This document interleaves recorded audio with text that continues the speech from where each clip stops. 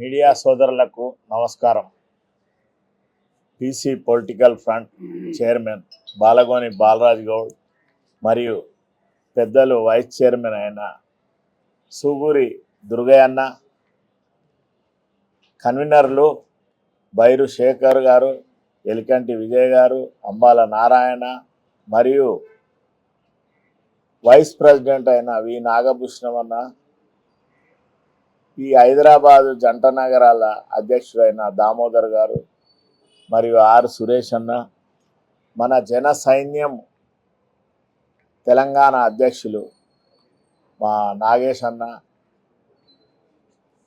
ఈరోజు విలేకరుల సమావేశం ఎందుకు ఏర్పాటు చేసినామంటే, రేపు జరగబోయే 3వ విడత గ్రామ పంచాయతీ ఎన్నికలు ఉన్నాయి కాబట్టి తెలంగాణ రాష్ట్రంలో ఉన్న బీసీ, ఎస్సీ, ఎస్టీ, మైనార్టీ సోదరులందరూ కూడా ఐకమత్యమై జనరల్ సీట్లలో మరియు బీసీ సోదరులు ఎక్కడ నిలబడ్డా కూడా వాళ్ళందరినీ గెలిపియాలని ఈ వేదిక ద్వారా మేమందరినీ బీసీ సోదరులందరినీ కూడా రిక్వెస్ట్ చేస్తున్నాం.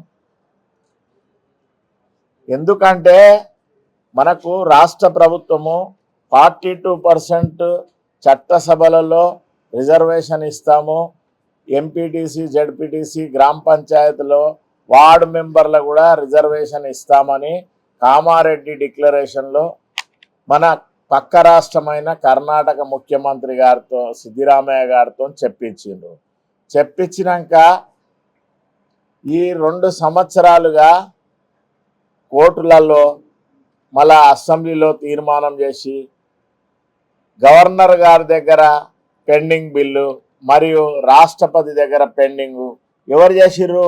బీజేపీ ప్రభుత్వం.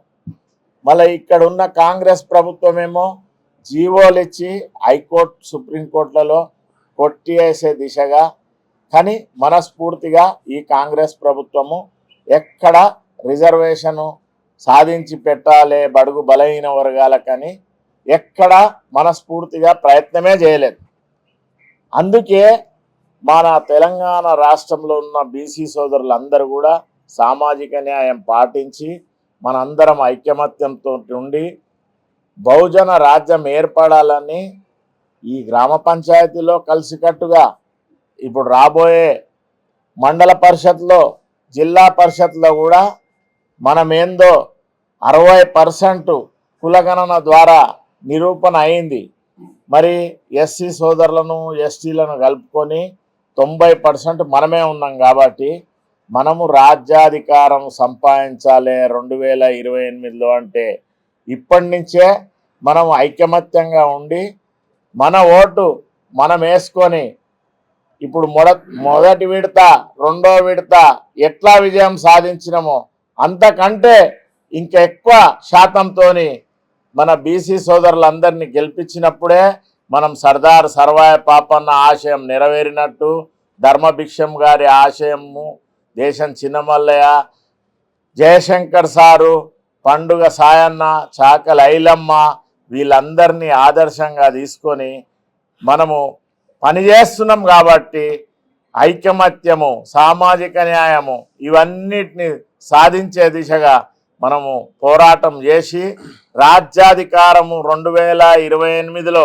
మన బడుగు బలహీన వర్గాల రాజ్యం ఏర్పడాలి. ఎందుకంటే పక్కనే ఉన్న తమిళనాడులో 69% జయలలిత గారు 9 షెడ్యూల్లో చేర్చి ఆ విధంగానే మన తెలంగాణ రాష్ట్రంలో కూడా ఇవ్వాలని, రాజ్యాధికారంలో మేమెంతో మా వాటా దక్కాలని ఎవరైనా కోరుకుంటారు. కానీ భారత్ జోడో యాత్రలో కాంగ్రెస్ పార్లమెంటరీ నాయకుడైన రాహుల్ గాంధీ గారు జిత్నా హిస్సేదారి ఉత్నా భాగ్యదారి అని వాగ్దానం చేసి దాన్ని పట్టించుకోకుండా పార్లమెంట్లో చర్చ జరిగే దిశగా అఖిల పక్షాలను ఇక్కడున్న కాంగ్రెస్ ప్రభుత్వము ఢిల్లీకి తీసుకెళ్ళి ప్రధాని మోడీ దగ్గర ఎటువంటి ప్రయత్నము 2 సంవత్సరాల్లో చేయలేదు. కాబట్టి ఈ అగ్రవర్ణాల పార్టీలైన బీజేపీ, బీఆర్ఎస్, కాంగ్రెస్ మేము బడుగు బలహీన వర్గాలము బీసీ నాయకులం ఎవ్వరం కూడా నమ్మే పరిస్థితిలో లేము. ఎందుకంటే 80 సంవత్సరాల నుంచి వాళ్ళు రాజకీయాలు చేసుకుంటా రాజకీయాలలో ఉన్న లబ్ధినంతా వాళ్ళే అనుభవిస్తూ రాజ్యాధికారం అనుభవిస్తూ ఆర్థికంగా అన్ని విధాల విద్యలో ఉద్యోగాలలో కాంట్రాక్ట్లలో ఏది ఉన్నా కూడా వాళ్ళు ఉన్న 10% వాళ్ళే 90% వాళ్ళ రక్తం దాగుతూ రాజ్యాధికారం అనుభవిస్తూ అన్ని ఫలాలు వాళ్ళే పొందుతున్నారు. కాబట్టి వాళ్ళకి 80 సంవత్సరాలుగా వాళ్ళకి అలవాటు అయిపోయింది ఏంటంటే ఈ పేద వర్గాలను ఎట్లయినా ఈ ఓటు ద్వారా అంబేద్కర్ రాసిన రాజ్యాంగాన్ని అన్ని అలవాటు చేసుకొని ఏ విధంగా ఉపయోగించుకోవాలనేది వాళ్ళు చేస్తున్నారు. ఎందుకంటే ఈ తెలంగాణ రాష్ట్రం ఏర్పడినాక అంబేద్కర్ రాజ్యాంగం ప్రకారము ఎక్కువ మంది 90% ఉన్నోళ్లకు రాజకీయంగా లబ్ధి చెందాలి, ఈ ఆర్థిక వనరులు రావాలి.